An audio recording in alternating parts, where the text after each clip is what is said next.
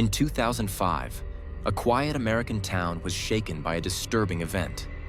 A young woman, Tara Grinstead, vanished without a trace from her own home.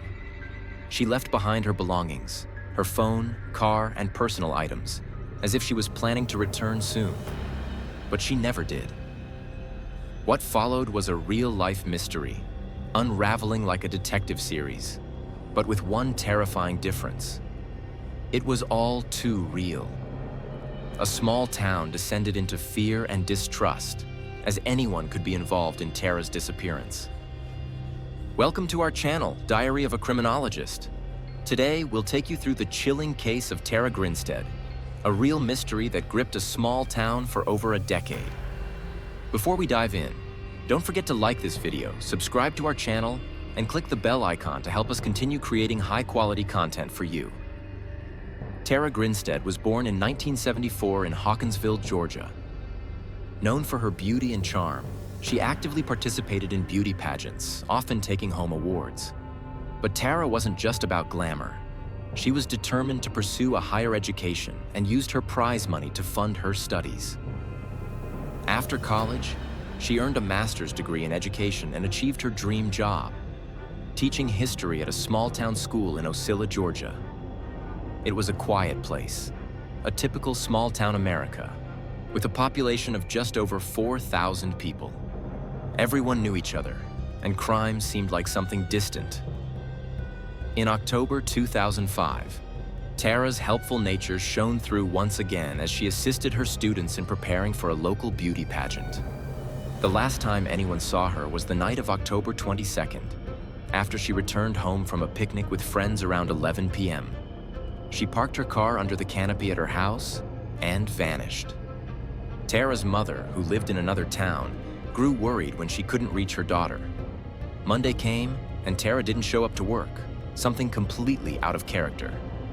Concerned friends contacted the police, and Officer Billy Hancock arrived at her home to check on her. When Hancock arrived, he found her car in its usual spot, unlocked. Common in a town where no one worried about theft. But what he found next was strange. Inside her car lay a large amount of cash, left out in the open. Inside the house, things seemed normal at first, until he reached Tara's bedroom.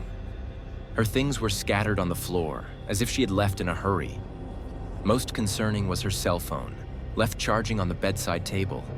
It was clear she had no intention of going far. Outside, detectives made a chilling discovery. A latex glove, often used to avoid leaving fingerprints, was lying on the ground. The Georgia Bureau of Investigation took over, but leads were scarce. Aside from the glove, there were only small clues: a broken necklace and a moved clock. The glove was tested, revealing DNA from a man, but it didn't match anyone in the FBI database. As detectives dug into her life, they looked closely at her former relationships. Tara had ended things with her ex-boyfriend Marcus Harper, a former police officer a year before her disappearance. Despite their breakup, they remained friends, and he was quickly ruled out as a suspect. However, there was another unsettling figure in Tara's life. 7 months before she disappeared, a former student of hers, infatuated with her, had shown up at her house, banging on the door. He was mentally unstable and had terrified Tara. Though he had an alibi, the memory of that incident haunted those who knew her. Years passed without a breakthrough.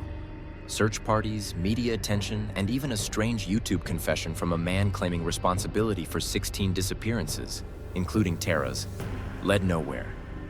By 2010, she was officially declared dead, though no one knew what had really happened. It wasn't until 2017, 12 years after Tara vanished, that the truth came to light. A woman named Brooke Sheridan came forward with a shocking story.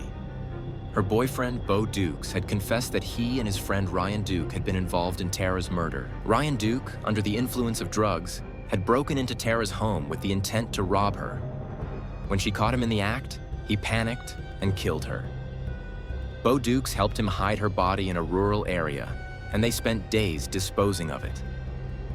Ryan Duke was arrested, and Bo Dukes was sentenced to 25 years for helping cover up the crime.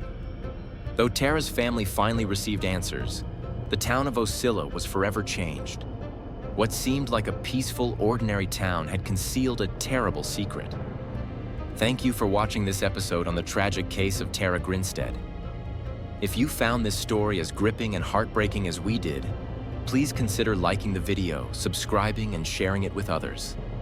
This is Diary of a Criminologist, where real stories meet deep investigations.